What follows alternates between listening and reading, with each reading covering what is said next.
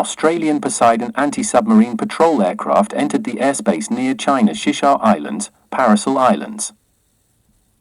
China considers this region part of its territorial sovereignty, while Australia and many Western nations view the South China Sea as international waters under freedom of navigation principles. PLA's response. A PLA J-16 fighter jet intercepted the Australian aircraft and fired jamming countermeasures, likely aluminum chaff. The jammers flew within 30 meters of the Australian aircraft, potentially causing interference or damage. Australian reaction and criticism. Australian Defence Minister Richard Marles criticised China's actions, calling them dangerous and unprofessional. However, the Chinese side dismissed the complaints, arguing that Australia intruded into China's airspace first and that China's response was reasonable, legal, and restrained. Historical context. A similar incident occurred in 2022 when another Australian Poseidon aircraft was driven away by a Chinese jet. In that case, aluminum chaff from the jammers was sucked into the Australian aircraft's engine, leaving the Australian pilot shaken by the experience. What do Chinese say? Australia is the aggressor by sending its aircraft to Chinese claimed airspace. China's military response was justified as self-defense. Australia's complaints are hypocritical because it reacts differently when Chinese warships approach Australia's own waters. China sent warships near Australia, including the destroyer Zunyi, at the same time as the Australian provocation, which shifted Australia's tone from aggressive to cautious. Australia underestimates China's military strength and is used to intimidating smaller nations in the South Pacific. Tone and bias in the text. The text is highly nationalistic and pro-China, portraying Australia as provocative, hypocritical, and weak. Australia is described as behaving like a giant baby and a bully who cries when pushed back.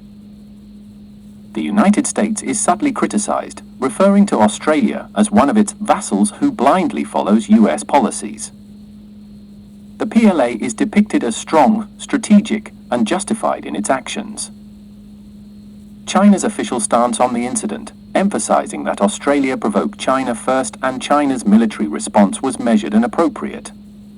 It also suggests that China is prepared to assert its influence militarily in the South China Sea and South Pacific against Western allies like Australia. Chinese still keep saying that when Australia went to the South China Sea to provoke, it probably didn't expect to see the PLA's 0.55 million-ton destroyer at its doorstep. On the 13th, Guo, a spokesman for my country's Ministry of Foreign Affairs, hosted a press conference. During the press conference, some media asked China's views on Australia's criticism of the PLA's firing of jammers to drive away Australian military aircraft. In response, Guo said that the Australian military aircraft had intruded into the airspace of China's Shisha Islands without permission, infringing on China's sovereignty. My country's expulsion measures were reasonable and legal, professional and restrained, and it made solemn representations to Australia on this matter, demanding that it stop its infringing and provocative behaviour. Looking at the response of our spokesperson, it is obvious that Australia has failed to provoke again. According to the Associated Press, the incident occurred on February 11th, when an Australian Poseidon anti-submarine patrol aircraft flew to the airspace of my country's Shisha Islands to provoke, and was intercepted by a PLA J-16 fighter, and the two sides had many interactions. Subsequently, the Chinese fighter jet launched a jammer to drive away the Australian military aircraft, and the jammer flew within 30 meters of the Australian military aircraft. Then came the routine performance of the US vassals. Australian Defence Minister Marles kept silent about the Australian military aircraft's intrusion into my country's Shisha Islands airspace, and only accused our military aircraft of dangerous and unprofessional measures to drive them away. The distance was too close to ensure that the jammers could not be used, but they would definitely not hit the Australian military aircraft. Poseidon anti-submarine aircraft usually carry 8 to 9 people. If the aircraft is hit by jammers, it will definitely pose a threat to the aircraft and crew. This incident is almost the same as the PLA's expulsion of Australian aircraft in 2022. At that time, an Australian Poseidon anti-submarine aircraft flew to the South China Sea for provocation and was then driven away by the PLA J-16 firing jammers. It's just that the Poseidon anti-submarine aircraft was not very lucky. Its engine sucked in the aluminum foil strips of the jammers, and the Australian pilots were left with a psychological shadow because of this incident. So for Mars's anxious protest, we still say that Australia can't afford it, so don't come to provoke. The so-called allies of the United States are just like giant babies who never grow up. They run to other people's doorsteps to make trouble. It's fine if they are kicked out, but they have the nerve to cry and complain about the host's bad attitude. We have never seen such a shameless and thick-skinned country. In addition, I don't know if it is a coincidence that while the Australian military aircraft invaded the Shisha Islands to provoke, a formation consisting of the PLA's 055-ton destroyer Zunyi, the frigate Hengyong and the comprehensive supply ship Waishan who also approached the northeastern coast of Australia for exercises. The movements of our naval formation have also attracted Australia's attention. But what's interesting is that at this time, Australian Defence Minister Mars changed his previous arrogant face and said that Australia is monitoring the dynamics of the PLA formation with a cautious and serious attitude. However, he will not make any comment on the work of the Australian Military Monitoring Team. Mars's attitude towards China, which was arrogant at first and then respectful, was naturally ridiculed by Australian netizens. Some netizens ridiculed that it seemed that the Albanese government had hidden again.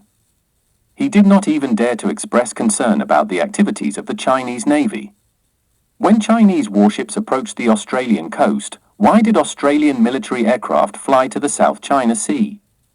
According to open-source information, the Zunyi fleet crossed the Philippines, the Mindanao Strait, and the Basilan Strait in early February and went south to conduct ocean training.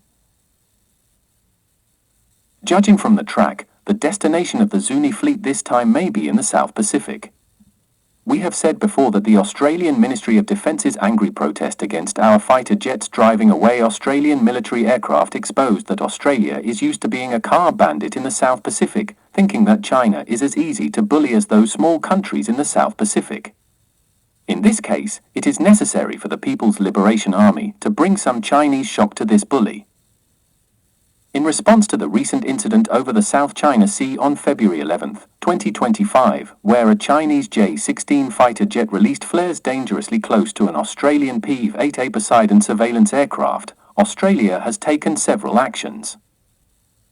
Formal diplomatic protest: the Australian government lodged a formal complaint with China, condemning the Chinese pilot's actions as unsafe and unprofessional, emphasizing the risk posed to both the aircraft and its crew. Public statements: Prime Minister Anthony Albanese and Defence Minister Richard Marles publicly addressed the incident, reiterating Australia's commitment to conducting routine surveillance in international airspace in accordance with international law. Monitoring Chinese naval activity: concurrent with the aerial incident, the Australian Defence Force reported monitoring 3 Chinese naval vessels operating northeast of Australia. While these ships were navigating lawfully, their presence has been noted amidst the heightened tensions. These measures reflect Australia's stance on maintaining freedom of navigation and overflight in international waters and airspace, while addressing actions it perceives as threats to the safety of its military personnel.